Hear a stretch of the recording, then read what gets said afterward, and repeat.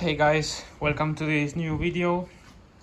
We're gonna talk about the intermediate box or Bendix or intermediate gears or alternator gears, whatever you wanna call it, on this BMW K75. So the main concern in this video, the topic is gonna be that we are gonna dismantle from the clutch to the intermediate housing to the end, from the intermediate housing to the end. So why, you may ask? Well, the thing is that I've just completed a restoration. I did some videos talking about it, but I did basically the whole bike.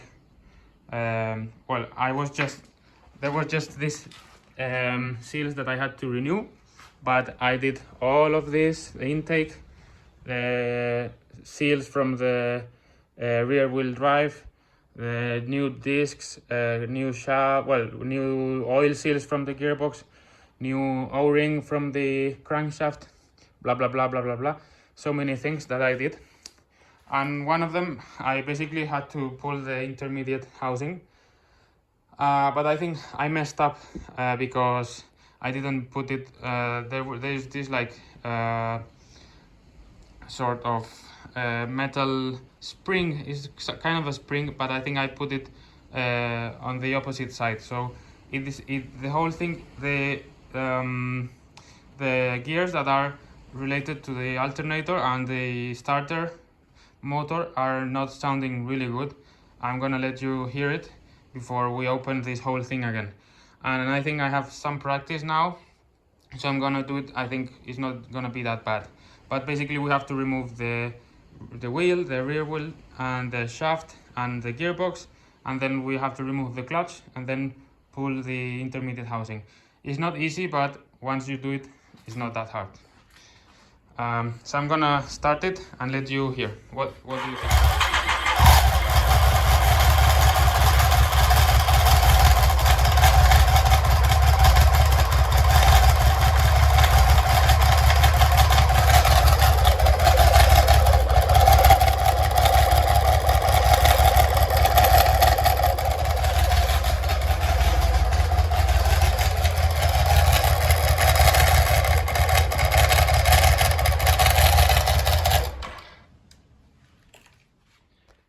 So as you could hear, it is very bad, and I don't feel like riding like that, obviously.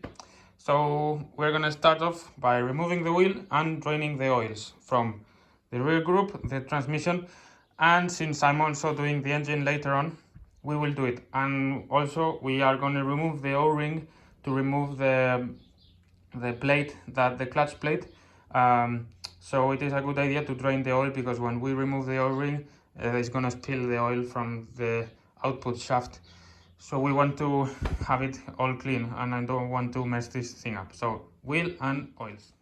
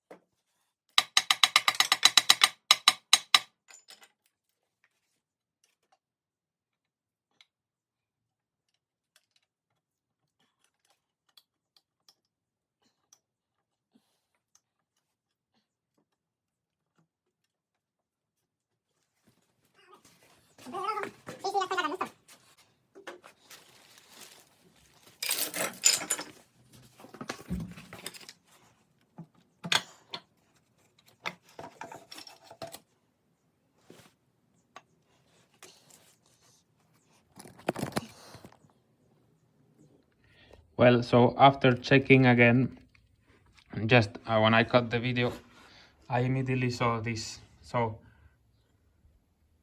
you can see that this metal thingy was definitely not functioning well, and in fact it split. So yeah, there we have it. I think this is the issue. And also I wasn't very lucky. You can see that this bolt got stuck here, so I had to drill it. I had to drill the head. So yeah, we will get rid of that, buy new bolts and so on.